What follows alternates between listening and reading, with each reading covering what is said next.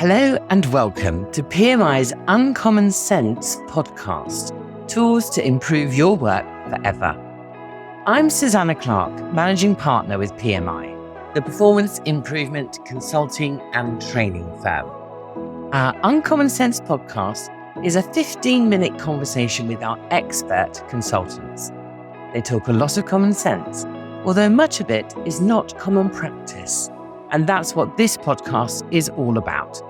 We want you to be inspired to improve your business through learning more about the tools which can help you succeed and grow. Hello and welcome to PMI's podcast, Uncommon Sense, Tools to Improve Your Work Forever. Today I'm joined by Des Kelly. Des, can I ask you to introduce yourself, please? Yes, so Des Kelly, Director Consultant with PMI, and I have been for the last 19 years or so. Prior to that, I was the Director for Quality and Process Development for Rolls-Royce and Bentley Motor Cars, and I worked in various senior positions in the automotive industry prior to that. And today I also lecture at the University of Warwick on advanced tools of quality, and I'm one of their external examiners for PhD students.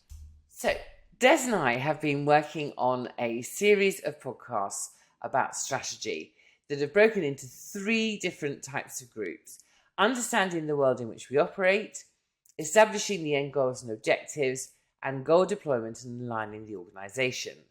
So today we're working on establishing the end goals and objectives, and we're going to look today at the 3-question model, which is the follow-on model to use after you've used the ADID and sequence diagram. So Des, can you talk us through the 3-question model, please? So the 3-question model, the originators of it are Nolan and Provost. So it's been around in improvement theory for a number of years and is one of the more profound tools. 3 questions that are viable to leaders at any point of the day, but specifically useful when we come to do strategy.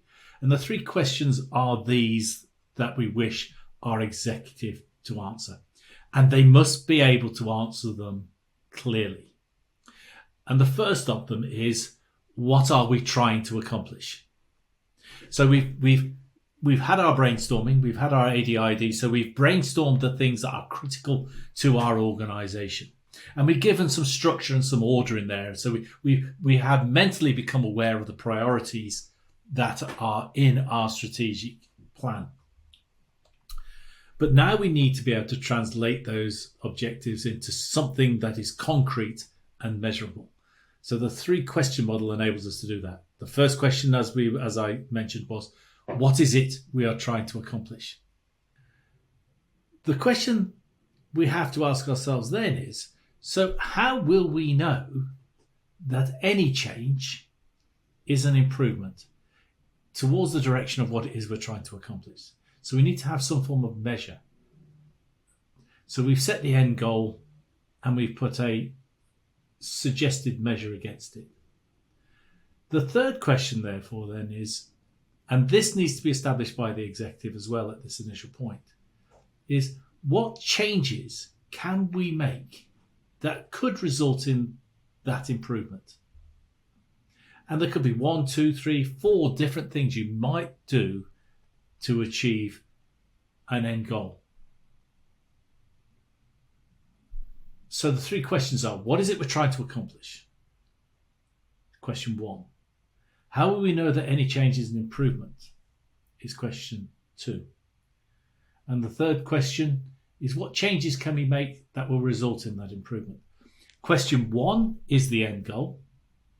Question 2 is the measure by which we will know the organisation is moving towards that end goal.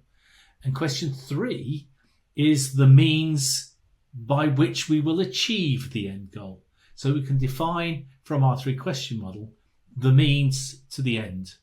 And they can be articulated very clearly to the business so everybody can align behind what the end goal is, how we're measuring that end goal's delivery, and then what are the activities or the means by which we will deliver that. are you able to give me an example of that? So are you able to, take an example of what might come out of the affinity diagram? Yes, so let's have a little think. So maybe there's a fictional organisation. So one of the end goals that this fictitious organisation is going to have is maybe to be seen as the world's most environmentally advanced corporation. Right? That's an end goal. Right?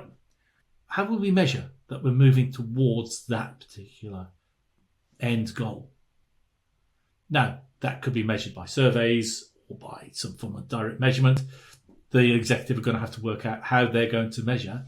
They are knowing that they're being seen as the world's most environmentally advanced corporation. So they've got the end goal. Which is question 1. And then, which is question 1.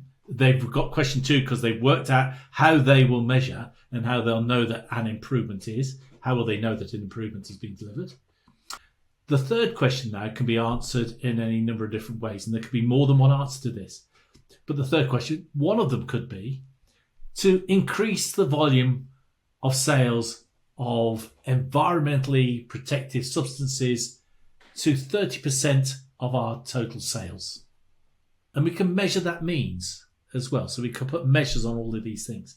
So the 3-question model enables us to structure very clearly the type of responses we're looking for in a deployed strategy. The answer to the third question, in many cases, is likely to be several. It's likely to be a good list, isn't it? It could be more than one, yes. And this is where it becomes quite important, because across the organisation, it could well be that, to be seen as the world's most environmentally advanced corporation might be responded to that. You might respond to that one way if you are in research and development. You might respond to it in a different way if you're in marketing. You might respond to it in a different way if you're in production or provision. So depending where you are in the organisation, there could be a different response to it. So you're absolutely right, Sue. There could be more than one response to what changes can we make that will result in improvement, or response to question 3. And that's one of the ways of that. One of the techniques of aligning people in the organisation too, because they can have their own means to an end that can be contributing to the bigger strategic end goal. Okay, and then obviously the next iteration of that work is going to be potentially, as I understand it, to take the answers to question 3, and then they become the actions that need to be owned and delivered by the people in the organisation. Exactly. So what we then look at, we take question 3, we give ownership to the means by which these things are going to be delivered. So there's a link between maybe these 3 or 4 means to an end for that one specific end goal. And we can give it and sort of say, right, the head of sales is responsible for this. The head of marketing is responsible for this. The head of HR is going to do this. Now, they're all aligned to a strategic end goal, and they may all have a different measure. But it just allows everybody in the organisation to row in behind the end goals. And it's a good, at this point, to point out one of the risks associated with deploying strategy. You should only have 4 or 5 strategic end goals. And the reason is that you've got 4 or 5 responses to question 1. If each of the questions themselves results in question 2, I have a measure for that. But question 3, what are the means to the end? And you have, as you've already pointed out, multiple of those. You've now gone to many different things are going to be done. So you could, let's say each end goal has 2. You've got 6 end goals. You've now got 12 things that you need to monitor and measure. And therefore, if you have 16, you can go 32, and you can see how it multiplies up. So you have to be really careful.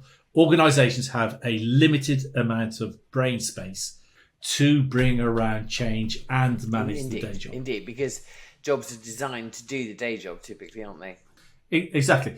Which is one of the key points that maybe we go back to right at the very beginning. Some of this stuff needs to be processed so that strategy and strategy deployment becomes part of the day job. It certainly is part of the day job for the leadership team.